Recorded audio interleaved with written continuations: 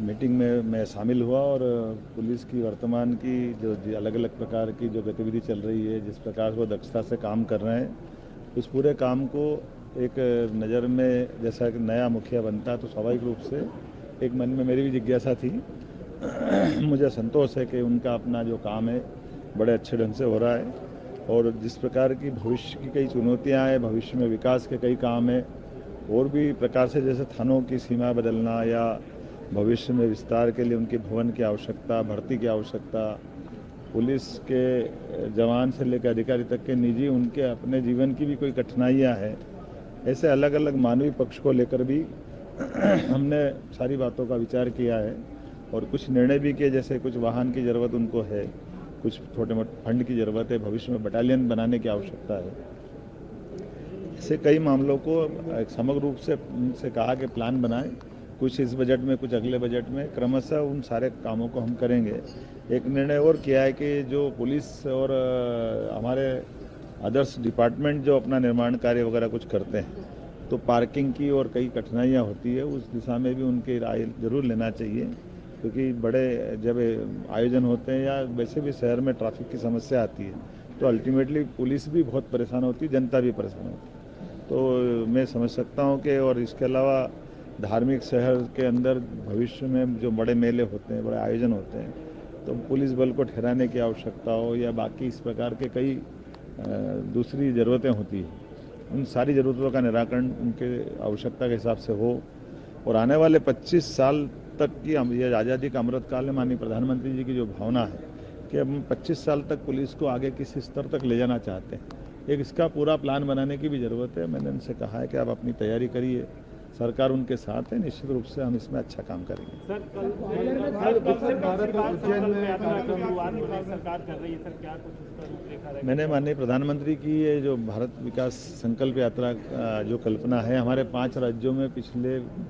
ये यात्रा पूरे देश में बाकी राज्यों में पहले निकाली गई थी, लेकिन जहाँ जहाँ विधानसभा के चुनाव थे, चुनाव के कारण राज्यों को छूट दी गई थी। लेकिन कल माननीय प्रधानमंत्री हमारे साथ जुड़ करके इस पूरे मध्य प्रदेश की यात्रा के साथ 5 राज्यों में, जो छत्तीसगढ़, मध्य प्रदेश, मिजोरम और तेलंगाना, इन पूरे राज्यों में वो यात्रा का कल शुभारंभ एक साथ करेंगे। मैं उज्जैन से उस कार्यक्रम को प्रदेश स्तर का कार्यक्रम में शामिल हुआ और इसके अलावा सारे राज्य के अलग अलग जिले के विधायक, जिला अध्यक्ष, हमारे बाकी अन्य अन्य संस्थाओं के लोग और पूरे उत्साह से पूरा प्रशासन इस पूरी यात्रा को 16 दिसंबर से 26 जनवरी तक निकालने वाला है। और जहां एक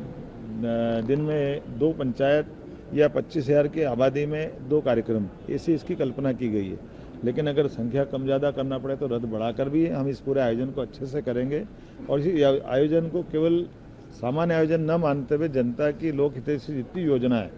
उनके हितग्राहियों को इसका लाभ दिलवाना, या जो हमारे सर्विस डिपार्टमेंट है वो अपना ठीक से काम करे। मैंने कहा कि केवल जहाँ जहाँ यात्रा जाएगी वहाँ न करते हुए पूरे 40 दिन का एक रोड मैप बना करके पूरे प्रदेश में ऐसे सारे विभागों को दक्षता से काम करना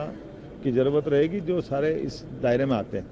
तो स्टेट गवर्नमेंट ये माननीय प्रधानमंत्री जी के इस अद्वितीय अभियान का स्वागत करती है और हम सब मिलकर के उन पूरे अभियान को सार्थक करेंगे। जो भी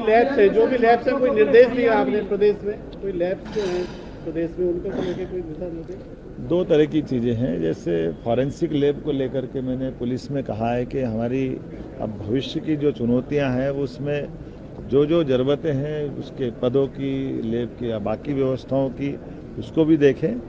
मैं साथ ही साथ रास्ते में जब लौटा था तो एजुकेशन डिपार्टमेंट में भी गया था, तो उनकी लैब और उनकी चीज़ों के लिए भी कहा है कि जहां आवश्यकता लगेगी उच्च शिक्षा विभाग में भी सरकार पूरी मदद करेगी। सर, सत्र शुरू होने वाला है, मंत्रिमंडल को लेकर कयास लगाए जाते हैं। ये मेरा हमारे यशस्वी नेतृत्व इस पूरे मामले में निर्णय करने वाला है और वो जैसा नक्सलवाद, आतंकवाद को लेकर कुछ एक्शन प्लान है? हाल ही में पीएफआई के काफी सदस्य हमने, मुझे इस बात की प्रसन्नता है कि कल ही एक 12 लाख का इनामी नक्सलवादी व्यक्ति को हमने पुलिस ने दक्षता के साथ उसका एनकाउंटर किया है और ऐसे किसी हालत में हम किसी प्रकार की गतिविधियों को बढ़ावा नहीं देंगे, खास करके नक्सलवादी क्षेत्र में भी। और भविष्य में अगर इसमें इस क्षेत्र में बटालियन की ज़रूरत रहेगी तो हम इसमें बटालियन भी देने वाले हैं और जो जो ज़रूरत सुरक्षा के इंतजाम की होगी वो सब करेंगे।